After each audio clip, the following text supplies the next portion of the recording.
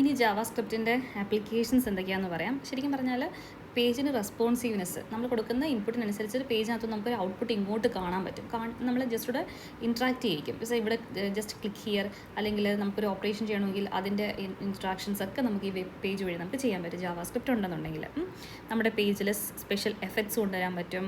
പിന്നെ remote scripting, അതായത് remote scripting എന്ന് വെച്ച് കഴിഞ്ഞാൽ നമുക്കിപ്പോൾ ഇവിടെ ഇരുന്നുകൊണ്ട് ഞാൻ ലോഗിൻ ചെയ്യുന്നത് വേറൊരു വെബ് പേജിലോട്ടായിരിക്കും. അതായത് എൻ്റെ ലോക്കൽ സൈറ്റിലോട്ടായിരിക്കത്തില്ല ചിലപ്പോൾ ഞാൻ ലോഗിൻ ആവുന്നത് അല്ലേ. അതേപോലെ തന്നെ നമ്മുടെ ഫോംസ് ഒക്കെ വാലിഡേറ്റ് ചെയ്യാൻ, അതായത് നമ്മുടെ യൂസർ ഐ ഡിയും പാസ്വേഡും ഒക്കെ ചെക്ക് ചെയ്യത്തില്ലേ. യൂസർ ഐ ഡിയും പാസ്വേഡും enter your user I D, enter your password. അപ്പോൾ പാസ്വേഡ് നമ്മൾ കൊടുത്തു കഴിയുമ്പോഴേക്കും അതിനെ വെരിഫൈ ചെയ്യുന്നത്, ക്രോസ് ചെക്ക് ചെയ്യുന്നത് എന്താണ്, JS വെച്ചിട്ടാണ് അല്ലേ.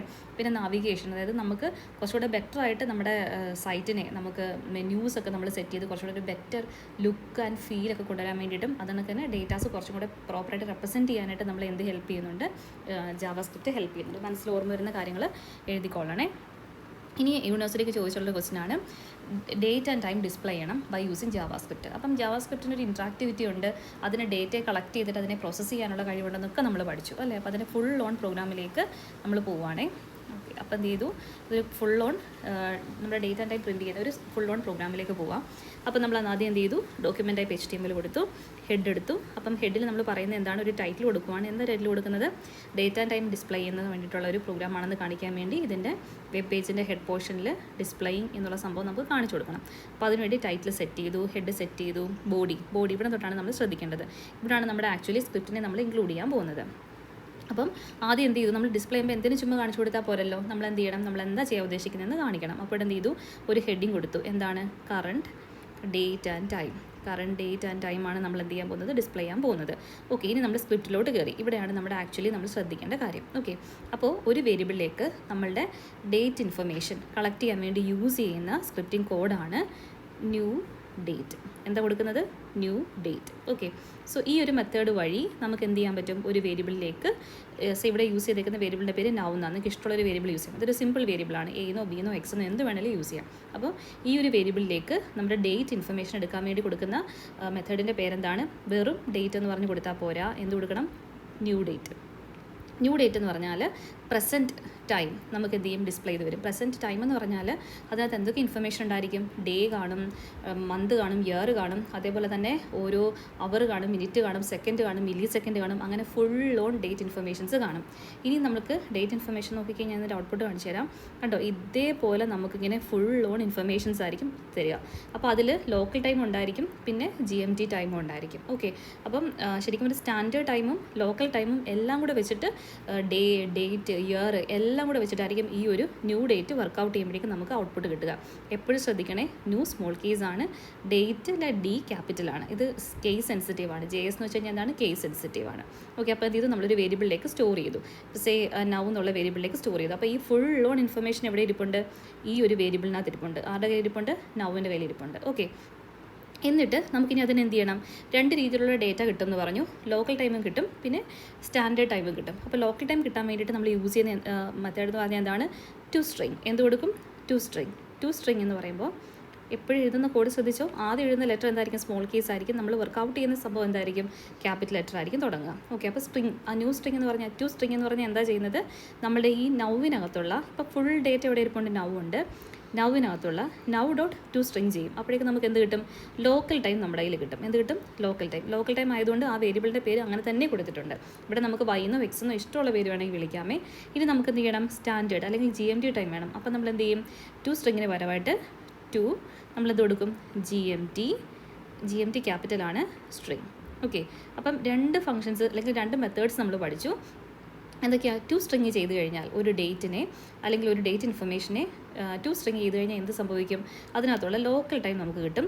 ടു GMT സ്ട്രിങ് ചെയ്ത് കഴിഞ്ഞാൽ നമുക്ക് എന്ത് കിട്ടും, now dot to GMT string ചെയ്ത് കഴിഞ്ഞാൽ നമുക്ക് എന്ത് കിട്ടും, നമ്മുടെ UCT ടൈം അല്ലെങ്കിൽ നമ്മുടെ യൂണിവേഴ്സൽ സ്റ്റാൻഡേർഡ് ടൈം കിട്ടും.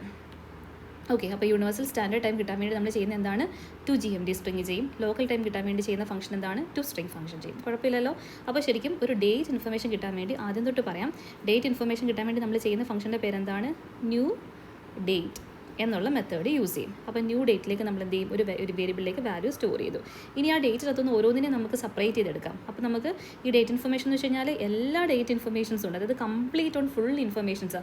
അതിൽ ഡേ ഉണ്ട്, മന്ത് ഉണ്ട്, ഇയർ ഉണ്ട്, പിന്നെ നമ്മുടെ നോർമൽ ലോക്കൽ ടൈമുണ്ട്, നമ്മുടെ വാച്ചിലെ ടൈമുണ്ട്, ഗ്ലോബൽ ടൈമുണ്ട്, സ്റ്റാൻഡേർഡ് ടൈമുണ്ട്, അതെല്ലാം കാണും. ഓക്കെ, അപ്പോൾ അതിനകത്തുനിന്ന് നമുക്ക് എന്ത് വേണം, നമ്മുടെ ലോക്കൽ ടൈം കാണണമെന്നുണ്ടെങ്കിൽ നമ്മൾ ചെയ്യുന്ന മെത്തേഡിൻ്റെ പേരെന്താണ്, ടു സ്ട്രിങ്. എന്താണ് ടു സ്ട്രിങ്? ടു സ്ട്രിങ് എന്നുള്ള ഫംഗ്ഷൻ അപ്ലൈ ചെയ്യണം. എവിടെ അപ്ലൈ ചെയ്യേണ്ടത്?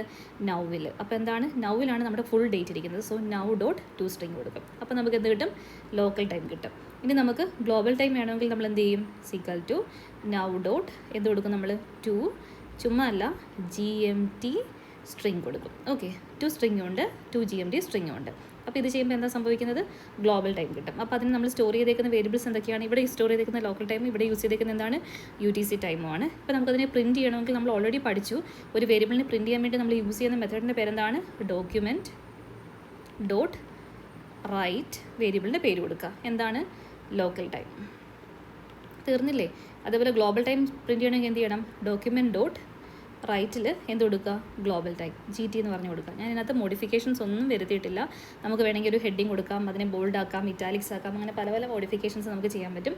ഞാനൊന്നും ചെയ്തില്ല, ഡേറ്റ വാല്യൂവിനെ അങ്ങനെ തന്നെ എടുത്ത് പ്രിൻറ്റ് ചെയ്ത് കാണിച്ചു. അപ്പം ഗ്ലോബൽ ടൈമും കിട്ടി, ലോക്കൽ ടൈമും കിട്ടി. മനസ്സിലാവുന്നുണ്ടോ? ഇതേ രീതിയിൽ നമുക്ക് ചെയ്യാൻ പറ്റും. ഇനി നമ്മൾ പറഞ്ഞു നമുക്കതിനകത്തുനിന്ന് എല്ലാ ഡേറ്റ് ഇൻഫർമേഷൻസും എല്ലാം കിട്ടുമെന്ന് പറഞ്ഞില്ല. ഇപ്പം നമുക്ക് അവർ കിട്ടണമെന്നുണ്ടെങ്കിൽ ഗെറ്റ് അവേഴ്സ് കൊടുക്കും, മിനിറ്റ്സ് കിട്ടണമെങ്കിൽ എന്ത് ചെയ്യും, ഗെറ്റ് മിനിറ്റ്സ് കൊടുക്കും, സെക്കൻഡ്സ് കിട്ടണമെങ്കിൽ എന്ത് ചെയ്യും, നമ്മൾ ഗെറ്റ് സെക്കൻഡ്സ് കൊടുക്കും. മനസ്സിലാവുന്നുണ്ടോ? അപ്പോൾ നമ്മുടെ ഡേറ്റ് ഇൻഫർമേഷനകത്തുനിന്ന് ഡേറ്റ് ഇൻഫർമേഷൻ ഇരിക്കുന്ന വേരിയബിളിൻ്റെ പേരെന്താണ്, നൗ ആണ്. നൗ ഡോട്ട് ഗെറ്റ് അവേഴ്സ് കൊടുത്തു കഴിഞ്ഞാൽ നമുക്ക് എന്ത് കിട്ടും, എത്ര അവറിലാണ് നമുക്ക് പ്രിൻറ്റ് ചെയ്ത് കിട്ടിയ സമയം എന്താണ്, അത് കിട്ടും. മനസ്സിലാവുന്നുണ്ടോ? അടുത്തത് ഗെറ്റ് മിനിറ്റ്സ് കൊടുത്തു കഴിഞ്ഞാൽ എന്ത് കിട്ടും നമുക്ക്, അപ്പോൾ നമ്മളെടുത്ത് ഡേറ്റ് എടുത്ത ഇൻഫർമേഷൻ എടുത്ത സമയത്തുള്ള മിനിറ്റ് വാല്യൂ എത്രയായിരുന്നു അത് നമുക്ക് കിട്ടും. അതേപോലെ തന്നെ ഗെറ്റ് സെക്കൻഡ്സ് കൊടുത്തു കഴിഞ്ഞാൽ നമുക്ക് എന്ത് കിട്ടും, നമുക്ക് ആ മിനിറ്റ് ഇൻഫർമേഷൻ ഡേറ്റ് ഇൻഫർമേഷൻ എടുത്തപ്പോൾ ഉള്ള മിനിറ്റ്സ് എന്ത് സെക്കൻഡ്സ് എന്തായിരുന്നോ ആ ഇൻഫർമേഷൻസ് കിട്ടും. ഓക്കെ, അപ്പോൾ അതിനെല്ലാം നമ്മളൊരു വേരിയബിൾ വെച്ചിട്ട് നമുക്ക് വേണമെങ്കിൽ ലോക്കൽ ടൈം കംപ്ലീറ്റ് ആയിട്ട് നമുക്ക് എന്ത് ചെയ്യാം, ഡിസ്പ്ലേ ചെയ്ത് കൊടുക്കാം. ഓക്കെ, അപ്പോൾ നമ്മൾ പഠിച്ച ഫംഗ്ഷൻസ് എല്ലാം ഒന്നും കൂടെ ഒന്ന് ആലോചിച്ച് നോക്കിക്കേ. നമ്മൾ എന്താ കൊടുത്തേക്കുന്നത്, നമ്മൾ സാധാരണ ഒരു ഡേറ്റ് ഇൻഫർമേഷൻ പ്രിൻറ്റ് ചെയ്യാൻ, ഡേറ്റ് എന്ന് പറയുമ്പോഴേക്കും ഫുൾ ഓൺ എല്ലാ ഇൻഫർമേഷൻസും കിട്ടും അല്ലേ. അപ്പോൾ നമ്മൾ എന്ത് കൊടുക്കും, ന്യൂ ഡേറ്റ് എന്നുള്ള ഒരു മെത്തേഡ് യൂസ് ചെയ്യും. ഈ ന്യൂ ഡേറ്റ് എന്നുള്ള മെത്തേഡ് വഴി നമുക്ക് എന്ത് ചെയ്യും, ഡേറ്റിൻ്റെ ഫുൾ ഇൻഫർമേഷൻസും കിട്ടും. ഞാൻ അതിനൊരു വേരിയബിളിലേക്ക് സ്റ്റോർ ചെയ്തു, നൗ എന്ന്. അവർ യൂസ് ചെയ്ത വേരിയബിൾ ആയതുകൊണ്ടാണ് അങ്ങനെ തന്നെ പറയുന്നത്. എന്നിട്ട് നമ്മൾ എന്ത് ചെയ്യും, ഈ നൗവിനകത്തും നമുക്കിപ്പോൾ എന്ത് വേണം, ആ നൗവിനകത്തും നമുക്ക് ലോക്കൽ ടൈം എടുക്കാം അല്ലേ. ലോക്കൽ ടൈം എടുക്കാൻ വേണ്ടിയിട്ട് എന്താ ചെയ്യുന്നത്, നൗ ഡോട്ട് ഗെറ്റ് സ്ട്രിങ് എന്നുള്ള ഫംഗ്ഷൻ യൂസ് ചെയ്യും. നൗ ഡോട്ട് ഗെറ്റ് സ്ട്രിങ് എന്നുള്ള ഫംഗ്ഷൻ യൂസ് ചെയ്യുമ്പോഴേക്കും നമുക്ക് കിട്ടുന്നത് എന്താണ്, ലോക്കൽ ടൈം. അതുപോലെ തന്നെ ഗ്ലോബൽ ടൈം കിട്ടണമെങ്കിൽ നമ്മൾ യൂസ് ചെയ്യുന്നത് എന്താണ്, now dot get GMT, now dot get അല്ലല്ലോ, സോറി, ടു സ്ട്രിങ് അല്ലേ, ഗെറ്റ് അല്ല, ഗെറ്റ് സ്ട്രിങ് അല്ല, ടു സ്ട്രിങ്. അതുകൊണ്ട് തന്നെ to get sorry now dot to GMT string കൊടുക്കുമ്പോഴേക്കും നമുക്ക് എന്ത് കിട്ടും, നമുക്ക് ഗ്ലോബൽ ടൈം കിട്ടും അല്ലേ. അത് കഴിഞ്ഞിട്ട് ഇനി നമുക്ക് അവറും മിനിറ്റും സെക്കൻഡ്സ് കിട്ടണമെങ്കിൽ നമ്മൾ യൂസ് ചെയ്യുന്നത് എന്താണ്, now dot get hours, now dot get അവേഴ്സും കൊടുക്കും, പിന്നെ നൗ ഡോട്ട് ഗെറ്റ് മിനിറ്റ്സും കൊടുക്കും, പിന്നെ നൗ ഡോട്ട് ഗെറ്റ് സെക്കൻഡ്സും കൊടുക്കും. ഓക്കെ, അപ്പോൾ ഇത്രയും കാര്യങ്ങൾ മാത്രം അറിയാമെങ്കിൽ നമുക്ക് ഏകദേശം എല്ലാ ക്വസ്റ്റ്യൻസും ഇതിനകത്ത് അറ്റംപ്റ്റ് ചെയ്യാൻ പറ്റും. കണ്ടോ, ഫുൾ സംഭവങ്ങളും. എപ്പോഴും നമ്മൾ പ്രിൻറ്റ് ചെയ്യാൻ വേണ്ടി യൂസ് ചെയ്യുന്നത് എന്താണ്, ഡോക്യുമെൻറ്റ് ഡോട്ട് റൈറ്റ് വെച്ചിട്ട് നമുക്ക് ഓരോന്നിനെയും പ്രിൻറ്റ് ചെയ്ത് കാണിക്കാൻ പറ്റും.